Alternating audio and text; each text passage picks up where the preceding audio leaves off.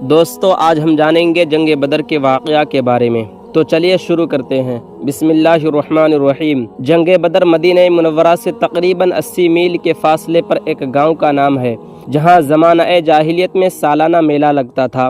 یہاں ایک کنواں بھی تھا جس کے مالک کا نام بدر تھا، اسی کے نام پر اس جگہ کا نام بدر رکھا گیا تھا۔ اسی مقام پر جنگ بدر کا وہ عظیم لڑائی ہوئی جس میں کفار قریش اور مسلمانوں کے درمیان سخت خون ریزی ہوئی، اور مسلمانوں کو وہ عظیم الشان فتح مبین نصیب ہوئی کہ جس کے بعد اسلام کی عزت و اقبال کا پرچم اتنا بلند ہو گیا کہ کفار قریش کی عظمت و شوکت بالکل ہی خاک میں مل گئی۔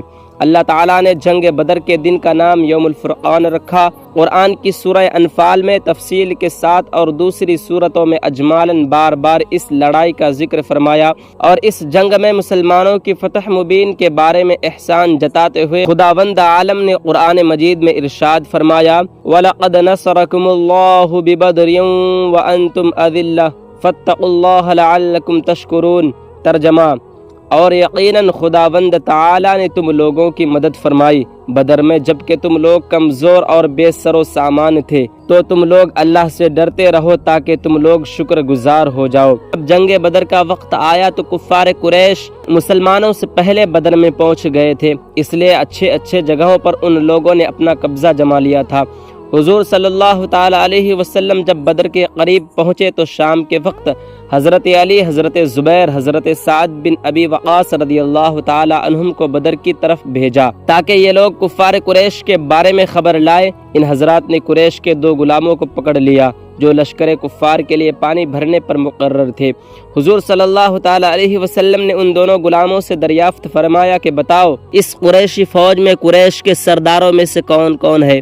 تو وہ دونوں غلاموں نے بتایا کہ قریش کے سرداروں میں سے بڑے بڑے سردار موجود ہیں، جس میں ابو جہل بھی ہے، امیہ بن خلف بھی ہے، اور دیگر بہت سارے بڑے بڑے سردار ہیں۔ یہ فہرست سن کر حضور صلی اللہ تعالی علیہ وسلم اپنے اصحاب کی طرف متوجہ ہوئے اور فرمایا کہ مسلمانوں سن لو، مکہ نے اپنے جگر کے ٹکڑوں کو تمہارے طرف ڈال دیا ہے۔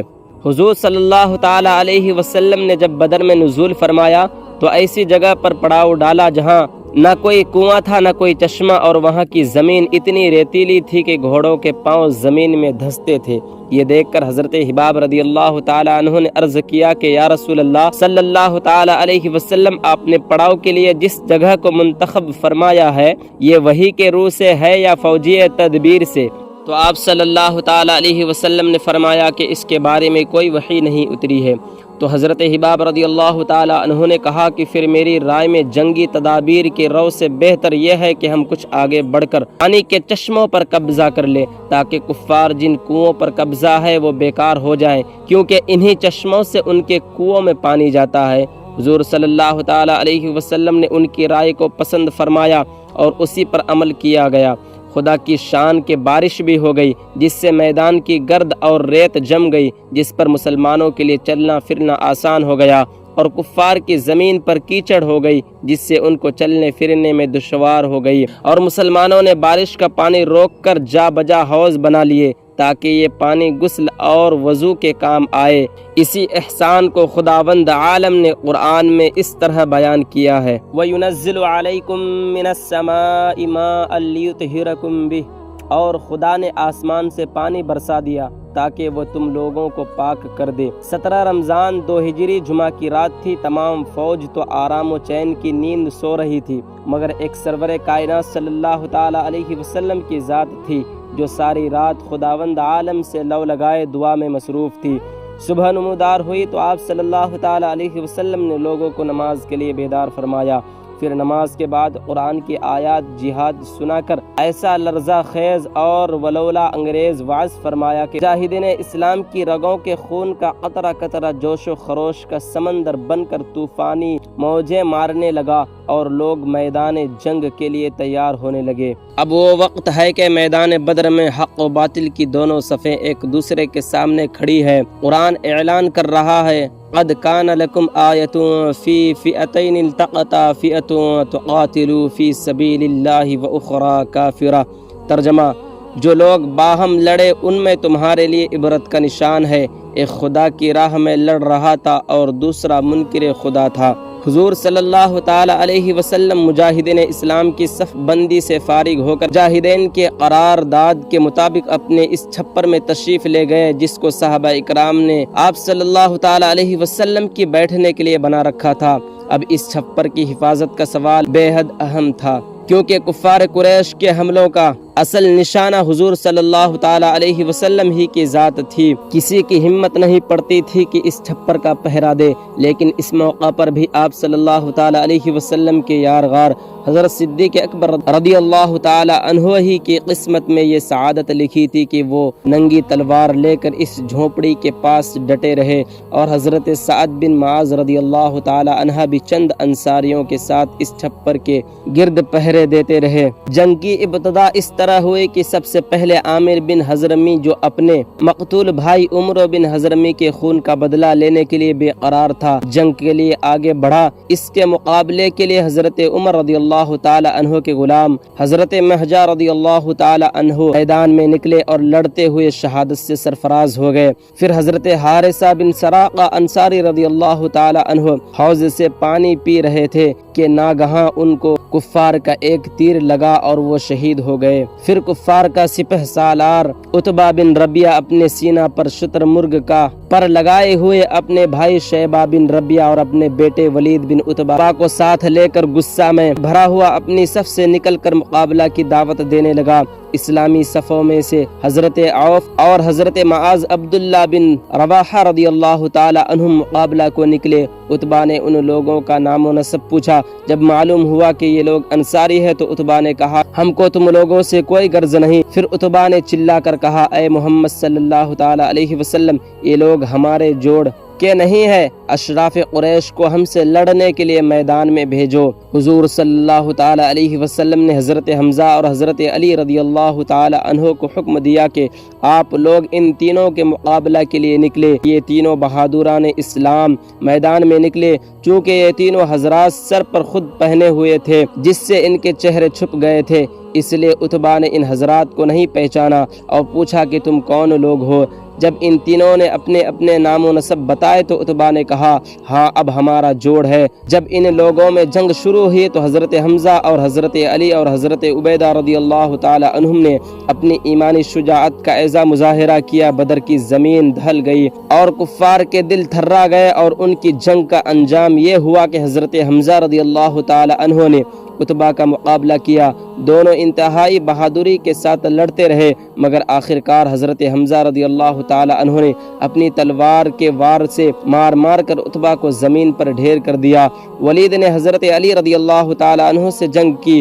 دونوں نے ایک دوسرے پر بڑھ بڑھ کر قاتلانہ حملہ کیا اور خوب لڑے، لیکن اسد اللہ کی ذوالفقار ولید کو مار گرایا اور وہ ذلت کے ساتھ قتل ہو گیا۔ مگر عتبہ کے بھائی شیبہ نے حضرت عبیدہ رضی اللہ تعالی عنہ کو اس طرح زخمی کر دیا کہ وہ زخموں کی تاب نہ لا کر زمین پر بیٹھ گئے۔ یہ منظر دیکھ کر حضرت علی رضی اللہ تعالی عنہ جھپٹے اور آگے بڑھ کر شیبہ کو قتل کر دیا، اور حضرت عبیدہ رضی اللہ تعالی عنہ کو اپنے کاندھے پر اٹھا کر بارگاہ رسالت میں لائے۔ ان کی پنڈلی ٹوٹ کر چور چور ہو گئی تھی اور نلی کا گود باہر آ چکا تھا۔ اس حالت میں عرض کیا کہ یا رسول اللہ صلی اللہ تعالی علیہ وسلم، کیا میں شہادت سے محروم رہا؟ تو حضور صلی اللہ تعالی علیہ وسلم نے ارشاد فرمایا کہ نہیں، ہرگز نہیں، بلکہ تم شہادت سے سرفراز ہو گئے۔ حضرت عبیدہ رضی اللہ تعالی عنہ نے کہا کہ یا رسول اللہ صلی اللہ تعالی علیہ وسلم، اگر آج میرے اور آپ کے چچا ابو طالب زندہ ہوتے تو وہ مان لیتے کہ ان کے اس شعر کا مصداق میں ہوں، یعنی ہم محمد صلی اللہ تعالی علیہ وسلم کو اس وقت دشمنوں کے حوالہ کریں گے جب ہم ان کے گرد لڑ لڑ کر پچھاڑ دیے جائیں گے اور ہم اپنے بیٹوں اور بیویوں کو بھول جائیں گے۔ اسی طرح مسلمانوں کے 313 فوجیں کفار کے سرداروں کو جہنم پہنچا دیا۔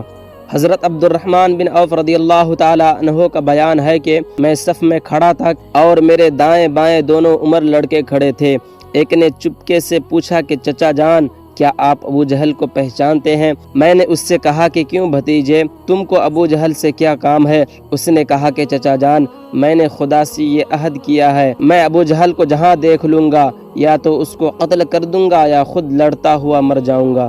کیونکہ وہ اللہ کے رسول محمد صلی اللہ تعالیٰ علیہ وسلم کا بہت ہی بڑا دشمن ہے۔